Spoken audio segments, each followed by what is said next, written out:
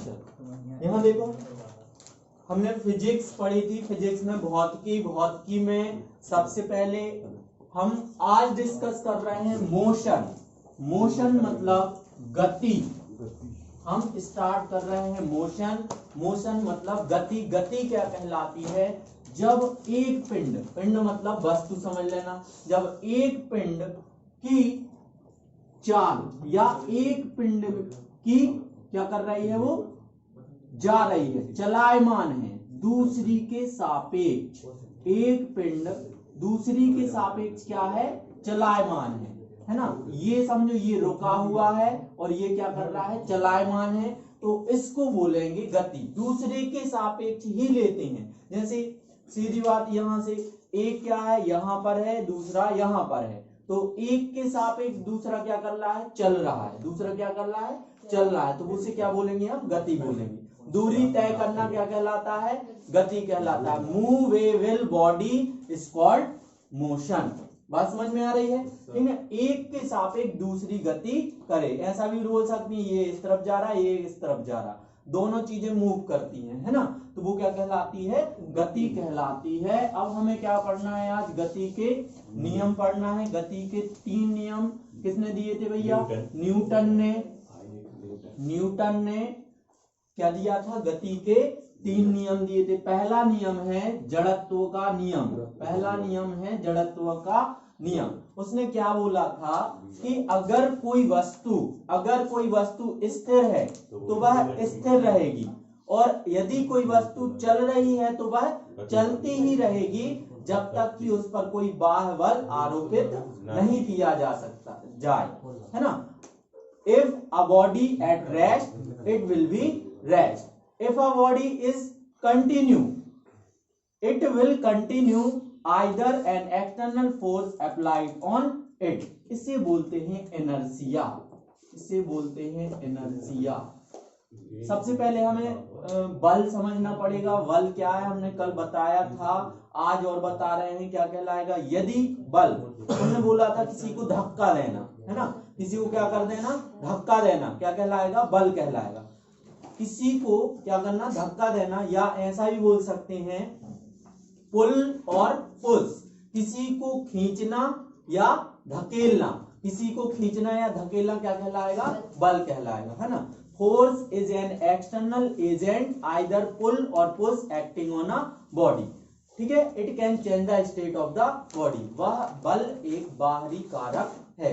बल एक बाहरी कारक है जो किसी वस्तु को या तो खींचता है या तो धकेलता है। यह वस्तु की स्थिति में परिवर्तन ला देता है। कैसे स्थिति में परिवर्तन ला देता है? यदि वस्तु रुकी हुई है, बल लगाएंगे तो वस्तु चलने लगेगी।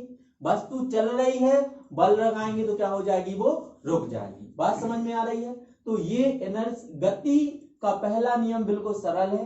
ये भी जड़त्व का नियम कहलाता है, या इसे क्या बोलेंगे? यदि कोई वस्तु स्थिर है तो वह स्थिर रहेगी, यदि कोई वस्तु चल रही है तो वह चलती रहेगी, जब तक कि उस पर बाह्य बल आरोपित ना किया जाए। अब आप लोगों को क्वेश्चन कैसा आएगा? क्वेश्चन ऐसा आएगा कि बस या ट्रेन में आप बैठे हो, बस या ट्रेन में आप बैठे हो, बस एकदम से स्टार्ट हो गई, बस एकदम से स्टार्ट हो गई और चलने लगी, तो आप पीछे की तरफ जाओगे कि आगे की तरफ जाओगे? देखो आधे आगे की तरफ बोल रहे, आगे पीछे जल्दी बताओ। बैकवर्ड पीछे की तरफ जाएंगे, याद रखना, यही क्लियर करना था, है ना। डाउट तो नहीं है? देखो कैसे कि हमारी जो बॉडी है वो जड़त्व का नियम का पालन करती है। जड़त्व का नियम मतलब हम बिल्कुल आलसी, समझ लो क्या है ये? आलसी, आप है ना, आलसी बने रहना चाहते, कोई भी काम नहीं करना चाहते। तो हम बस में क्या है? बैठे हैं, बस में बैठे, हम बस में ही मतलब एक जगह स्थिर रहना चाहते हैं। बस चल रही है तो अपन क्या करते हैं? उसका विरोध करते हैं। अब आलसी है ना अपन क्या कर रहे हैं? विरोध कर रहे हैं। विरोध कर रहे हैं मतलब उसको आगे बढ़ने नहीं दे रहे। आगे नहीं बढ़ने देंगे तो अपना शरीर कहाँ जाएगा? पीछे की तरफ। अपना शरीर बस को आगे, बस तो आगे जा रही, लेकिन अपना शरीर उसके साथ जाने को क्या नहीं है? यह तैयार नहीं है, तो अपना शरीर पीछे की तरफ जाएगा, पैर आगे की तरफ जाएंगे। याद रखना। तो याद रखना, बस या ट्रेन जब स्टार्ट होती है तो हम पीछे की तरफ मुड़ते हैं। ये रुकने में भी यही होता है? नहीं, अब होता है। पूरी बात अगर कोई वस्तु, पहला क्या बताया आपने, क्या ध्यान रखना, पहला बस या ट्रेन जब हम स्थिर रहते हैं, बस या ट्रेन जब चल रही है तो हम पीछे की तरफ मुड़ते हैं। बात समझ में आ गई। दूसरा क्वेश्चन है, बस चल रही है, बस चल रही है तो बस एकदम कोई भी सामने कुछ आ गया, कोई कुछ भी आ गया तो उसने ब्रेक एकदम से लगा दिया। बस स्टैंड पे आ गई तो क्या लगा दिया, ब्रेक एकदम से लगा दिया, तो हम किस तरफ जाते हैं, किस तरफ जाएंगे, आगे की तरफ। इसका उल्टा होता है। क्लियर? क्यों? हम क्या है, वही आलसी बना, क्या चल रहे हैं तो बस के ही साथ चल रहा, कोई भी काम है हम कर रहे हैं तो उसी के साथ हम करना चाहते हैं। बस चल रही है तो चलते जाएंगे, बस चल रही है तो चलते जाएंगे। अब उसने एकदम से रोक दी लेकिन हम तो चल ही रहे हैं, तो हम क्या करेंगे, आगे की तरफ झुकेंगे। ये क्या कहलाता है, जड़त्व का नियम या न्यूटन का पहला नियम। अब क्वेश्चन ऐसा भी आ सकता है, ये तो आएगा नहीं कि न्यूटन का पहला नियम बताइए थ्योरी हुई, वो तो तुम लोग को इसलिए बता दिया है क्योंकि तुम लोग और सेल्फ स्टडी करके बुक में देख के क्या कर लो, उसके क्वेश्चन देख लो। क्लियर है ना? तो क्या बताया हमने भैया, पहला क्वेश्चन तो हो गया कि बस में रुकी है तो किस तरफ, एकदम से चलने लगती है तो किस तरफ मुड़ेंगे, पीछे की तरफ। बस चल रही है तो एकदम से रुक गई तो आगे की तरफ। दूसरा क्वेश्चन ये आ जाएगा कि बस चल रही है या रुकी हुई है तो उस तरफ हम पीछे जाते हैं या आगे जाते हैं, यह किस नियम पर आधारित है, जड़त्व के नियम या न्यूटन का पहला नियम। न्यूटन का पहला नियम लगा दोगे आंसर। क्लियर है?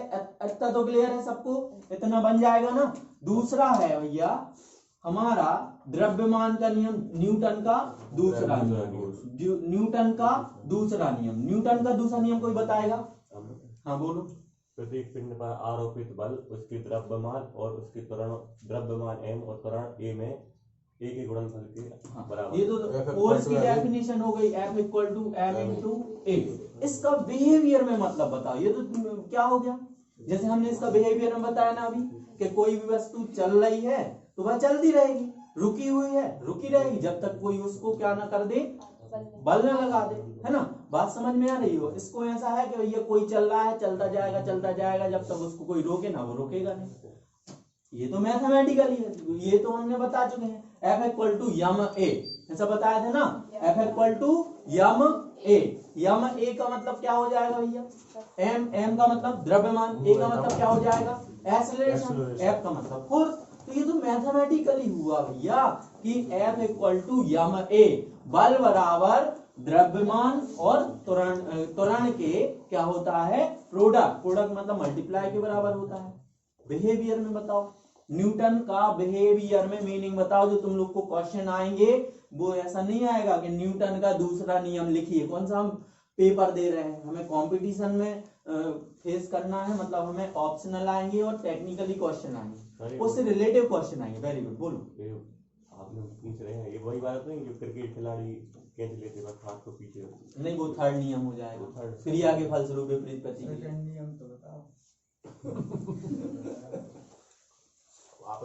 F इक्वल टू m होता है, हमने बता दिया, अब आप लोग बताओ। वो तो हमने भी बता दिया। बिहेवियर में बताएं, बिहेवियर में सुनना है तो सुन लो भैया, ये ध्यान रखना है कि जितना बल लगाएंगे वस्तु उतनी मूवमेंट करेगी, मोमेंटम, संवेग। सुन लो भैया था, अच्छे से समझ लो। न्यूटन का दूसरा नियम बिहेवियर में ऐसा समझ जाओगे तो बहुत सारे क्वेश्चन आप लोगों को बन जाएंगे। एक चीज और किया करो आप लोग कि जितना हम बता दें, ये जितने भी नियम वगैरह है फिजिक्स के हम बढ़ा दें, घर पे जाके जरूर उसके ऑप्शनल देख लेना। ऑप्शनल मतलब ऑब्जेक्टिव टाइप क्वेश्चन देख लेना, क्योंकि यहाँ पर हम बताते हैं, अब टाइम हो जाता है तो हम वो क्वेश्चन आप लोग को बता ही नहीं पाते जो एग्जाम में आना। हम थ्योरी बता के बस तुम लोग को, है ना, टाइम नहीं है तुम लोग को, ठीक है।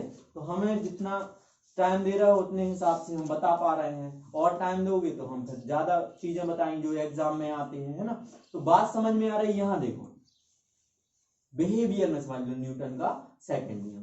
पहला नियम तो बता चुके हैं, सेकंड नियम ये है कि ये वस्तु है, जितना बल लगाएंगे उतना वस्तु मूव करेगी, उतना वस्तु क्या करेगी, चलेगी। कम बल लगाया कम चली, कम बल लगाया कम चली, ज्यादा बल लगा दिया ज्यादा चली।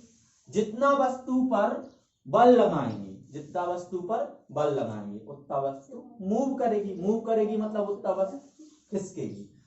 ज्यादा बल लगा देंगे ज्यादा खिसकेगी। तो संवेग में परिवर्तन की दर उस पर आरोपित बल के समानुक्रमानुपाती होती है। बात समझ में आ रही है? मतलब इसका मतलब ये है मोमेंटम, संवेग मतलब मोमेंटम। समझ तो गए हो ना, जितना बल लगाया उतनी वस्तु में मूवमेंट होगी। थोड़ा सा कि कोई भी है अपन क्या बोलते हैं, मजाक कर रहे हैं, ग्राउंड में खड़े हैं, है ना, थोड़ा सा उसको धक्का दे दिया, थोड़ा मूव करेगा। अब कोई पहाड़ पे खड़ा है, धक्का ज्यादा धक्का दे दिया, नीचे ही पहुंचेगा। मतलब जितना बल लगाया उतना वस्तु मूव करेगी। बात समझ में आ रही है? बन जाएगा, कोई डाउट तो नहीं। थर्ड नियम कैसा आ जाएगा भैया? थर्ड नियम न्यूटन का तीसरा नियम। न्यूटन का तीसरा नियम, प्रत्येक क्रिया के फलस्वरूप विपरीत दिशा में क्या होती है तथा उसकी इक्वल प्रतिक्रिया होती है। सुन नहीं रहे आप लोग? Every action has equal and opposite reaction, है ना। Every action has equal and opposite reaction. प्रत्येक क्रिया के फलस्वरूप विपरीत प्रतिक्रिया होती है ना। Every action has equal and opposite reaction. कैसा है भैया? प्रत्येक क्रिया के फलस्वरूप विपरीत प्रतिक्रिया होती है। प्रत्येक क्रिया के फलस्वरूप ऐसा बोल देते हैं इसको, F1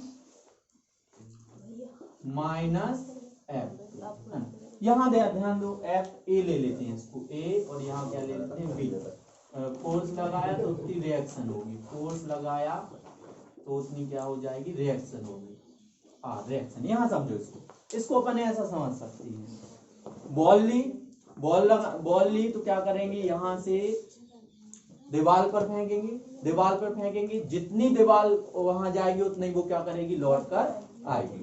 बात समझ में आ रही है? जितनी हम क्या करेंगे, यहाँ से फेंकेंगे, वहां पर करेंगे। थोड़ा सा आप लोग और खिसक जाओ, थोड़ा सा खिसक जाओ और ये उठाओ भैया, बैग उठाओ थोड़ा सा और नहीं, हमें ऐसा पढ़ाएंगे, दिख जाए थोड़ा सा, ठीक है, बन जाएगा। ठीक है, यहाँ ध्यान दो, हो गए बकवास, पढ़ाएं, हमने स्टार्ट की। मतलब कमेंट भी कर रहे हो तो चलो, क्या बताया हमने, गति का नियम 3 नियम है, जल्दी से अपन खत्म करते हैं। पहला, अगर किसी वस्तु रुकी है तो वह रुकी रहेगी, कोई वस्तु चल रही है तो चलती रहेगी जब तक उस पर बाहरी बल आरोपित न किया जाए। सेकंड नियम क्या बोल रहा था हमने, बिहेवियर बताया था, जितना वस्तु पर बल लगाएंगे उतनी वस्तु मूव करेगी। संवेग में परिवर्तन की दर संवेग में परिवर्तन की दर उस पर आरोपित बल के समानुपाती होती है। मतलब जितना वस्तु पर बल लगाएंगे उतनी वस्तु मूव करेगी। तीसरा नियम क्या है, every action has equal and opposite reaction.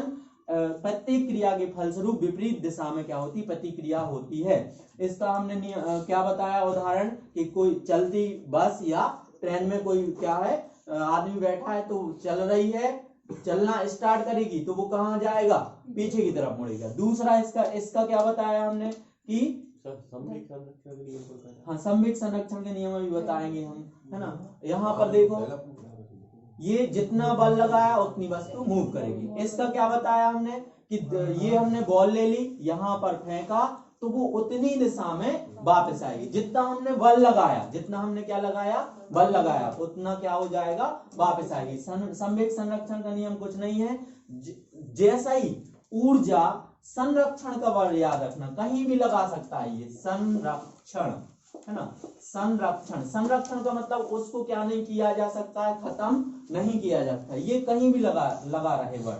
संरक्षण, ऊर्जा संरक्षण का नियम, संवेग संरक्षण का नियम। तो ऊर्जा संरक्षण का नियम, ऊर्जा को ना तो उत्पन्न किया जा सकता है ना ही खत्म किया जा सकता है, इसको एक रूप से दूसरे रूप में परिवर्तन किया जा सकता है। ऐसा ही संवेग में लगा सकते हैं, कहीं भी हम यूज कर सकते हैं। क्लियर है ना, बात समझ में आ रही, इसको रब करें।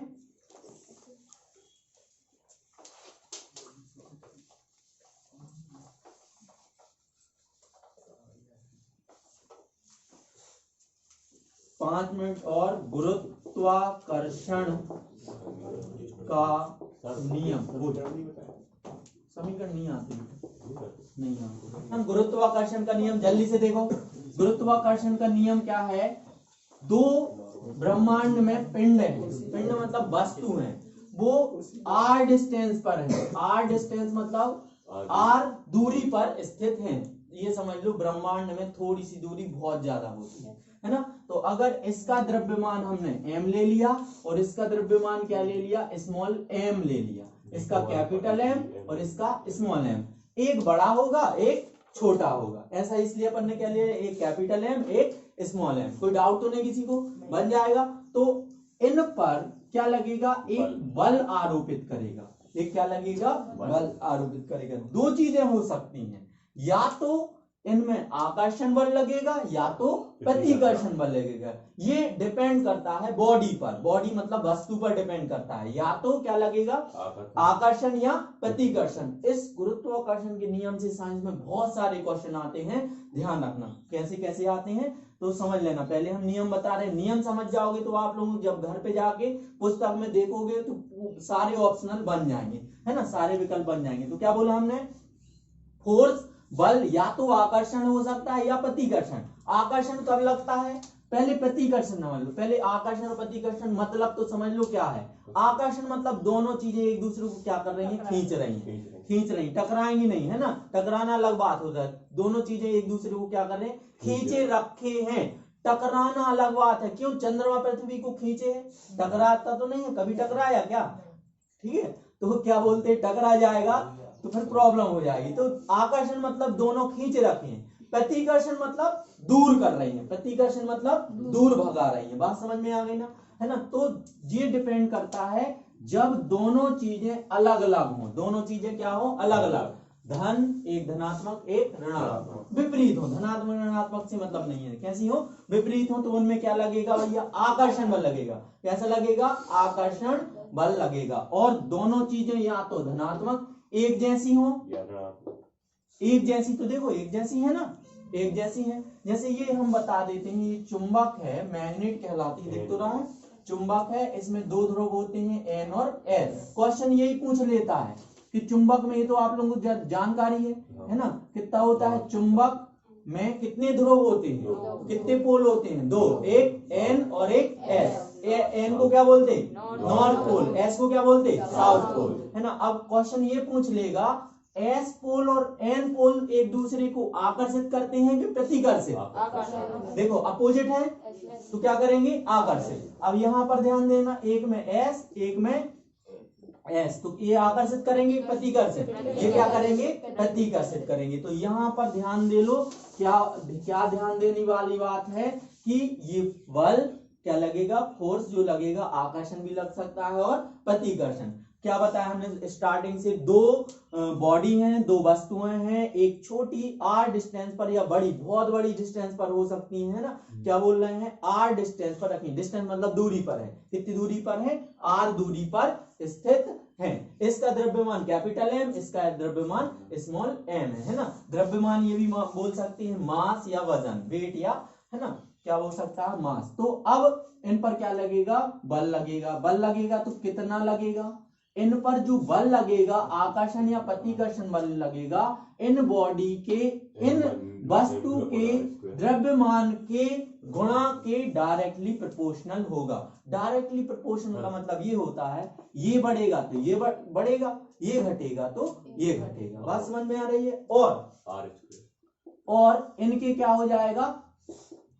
डिस्टेंस के स्क्वायर के व्युत्क्रमानुपाती होगा। ये जो बल लग रहा है, ऐसे समझ लेते हैं, बल लग रहा है, एक बॉडी का मास कैपिटल M है, एक का क्या है? स्मॉल m है। इन दोनों के बीच डिस्टेंस कितनी है? दूरी कितनी है? स्मॉल r है। तो इनके बीच बल तो लगेगा, चाहे आकर्षण बल लगे चाहे प्रतिकर्षण बल लगे। तो जो बल लगेगा इन दोनों बॉडी के मास के, इन दोनों बॉडी के द्रव्यमान के गुणा के बराबर होगा। डायरेक्टली प्रोपोर्शनल होगा। डायरेक्टली प्रोपोर्शनल का मतलब ये बढ़ेगा तो ये बढ़ेगा, ये घटेगा तो ये घटेगा। अब यहाँ पर जो डिस्टेंस है दोनों के बीच की दूरी है उसके व्युत्क्रमानुपाती होगा। व्युत्क्रमानुपाती का मतलब होता है अगर ये बढ़ेगा तो ये घटेगा, ये घटेगा तो ये बढ़ेगा, है ना। यहाँ पर दोनों को अगर हम कंबाइन करें तो क्या लग जाएगा, एम अपॉन आर का स्क्वायर, एम अपॉन आर का स्क्वायर। यहाँ पर ये प्रोपोर्शनलिटी का साइन हटा देते हैं, क्या लग जाएगा, जी।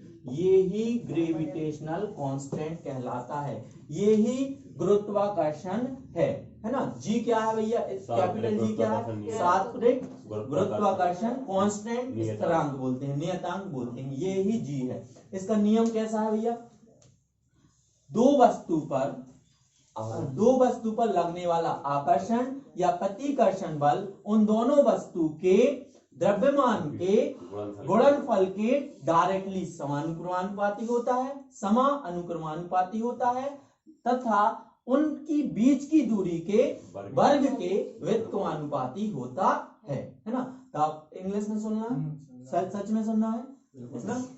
सर एफ बराबर है, जी बराबर है, जी बराबर है भैया, नहीं यहाँ पे एफ बराबर लेंगे, जी बराबर, ए बराबर, वो स्मॉल जी हम बता रहे क्या है, थोड़ा सा है ना, स्मॉल जी हम बता रहे। ये क्या बोला हमने, the force of attraction repulsion between two bodies is directly proportional the product of their magnitude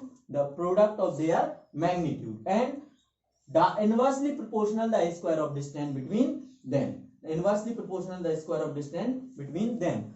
The force of attraction and repulsion between two bodies is directly proportional to the product of their magnitude and inversely proportional to the square of distance between them.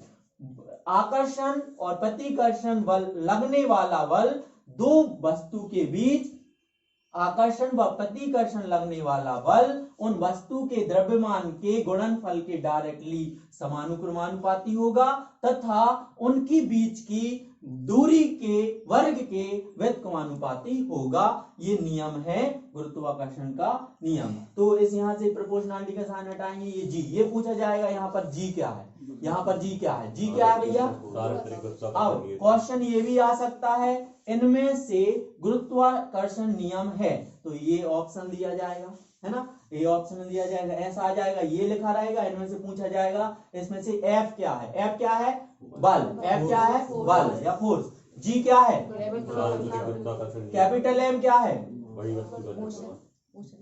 द्रव्यमान, मास, बड़ी वस्तु का द्रव्यमान, small M क्या है, छोटी वस्तु का द्रव्यमान, आर क्या है, बीच की दूरी। तो एक चीज और याद रख लो कि गुरुत्वाकर्षण क्या लगता है, दो बड़ी बॉडी या दो बॉडी के बीच में लगता है। अब एक चीज आती है स्मॉल जी, स्मॉल जी क्या आता है भैया, ये स्मॉल जी है गुरुत्वीय त्वरण, स्मॉल जी क्या है, गुरुत्वीय त्वरण। इसमें और इसमें थोड़ा सा अंतर है, ये और देख लो लास्ट है ना, क्या बोल रहे हैं, ये कहाँ लगता है, हम पृथ्वी पर खड़े हैं, तो पृथ्वी पर खड़े हैं तो कोई बॉडी, कोई छोटी वस्तु है ना, क्या करती है, अपन ने ऐसी छोड़ी तो वो कहाँ आएगी, नीचे ही आएगी।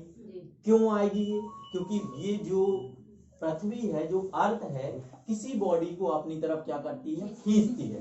किसी बॉडी को अपनी तरफ जिस शक्ति से, जिस एक्सेलरेशन से, जिस त्वरण से खींचती है वो कहलाता है गुरुत्वीय त्वरण। क्या कहलाता है भैया, गुरुत्वीय त्वरण। क्लियर है, बात समझ में आ रही है। तो ये देखो गुरुत्वीय ग्रेविटेशनल एक्सेलरेशन, क्या बोलेंगे, ग्रेविटेशनल एक्सेलरेशन, गुरुत्वीय त्वरण, गुरुत्वीय त्वरण है ना, स्मॉल जी। तो यहां से ध्यान देना कि क्या हो जाएगा, कोई वस्तु, आपको पता है कोई वस्तु पृथ्वी द्वारा खींची जाती है ना, खींची जाती है जिस त्वरण से, तो वो क्या कहलाता है, गुरुत्वीय त्वरण कहलाता है। तो पूछा जाएगा क्वेश्चन में गुरुत्वीय त्वरण को किससे डिनोट करते हैं, तो क्या हो जाएगा, स्मॉल जी। गुरुत्वीय त्वरण है इनमें से स्मॉल जी, यहाँ जाएगा कैपिटल जी, कैपिटल जी है गुरुत्वाकर्षण स्थिरांक, है ना, नियतांक या स्थिरांक, ग्रेविटेशनल कांस्टेंट, ग्रेविटेशनल कांस्टेंट। और गुरुत्वीय त्वरण क्या है, गुरुत्वीय त्वरण क्या है, एक्सेलरेशन, है ना, ग्रेविटेशनल एक्सेलरेशन। थोड़ा सा और, जैसे आप लोगों ने क्या पढ़ा था, F इक्वल टू यम ए, इसको तो भूलना नहीं, F इक्वल टू यम ए। बात समझ में आ रही है। ए क्या है यहाँ पर, एक्सेलरेशन, गुरुत्व क्या है, ए है केवल त्वरण है, साधारण त्वरण है, गाड़ियों वगैरह में लग रहा है साधारण त्वरण है। लेकिन पृथ्वी द्वारा किसी वस्तु को खींचना वो क्या कहलाता है? गुरुत्वीय त्वरण क्या कहलाता है? जी। तो हम F की जगह क्या लिख देते हैं? जी। अभी मान लेते हैं ये दोनों क्या है? इक्वल है। F की जगह क्या लिख दिया? वो सॉरी A की जगह क्या ले लिया हमने? जी। कोई डाउट तो नहीं किसी को? अब इस F की वैल्यू यहाँ पर पुट कर दो, या F की वैल्यू पुट कर दी, mg g m r का स्क्वायर। बात समझ में आ रही है? इस g से ये g कैंसिल हो जाएगा, स्मॉल g, ये पूछा गया था क्वेश्चन, स्मॉल g और कैपिटल G में क्या है? ये रिलेशन है। रिलेशन मतलब संबंध है। इनमें से स्मॉल g और कैपिटल G में संबंध है। तो ये ऑप्शन था, ये ऑप्शनल था, ये ऑप्शनल था, तो कौन सा टिक करके आओगे? ये बन जाएगा ना? कोई डाउट तो नहीं? ये स्मॉल g क्या कहलाता है? गुरुत्वीय त्वरण। कैपिटल G ग्रेविटेशनल कांस्टेंट, गुरुत्वाकर्षण नियतांक।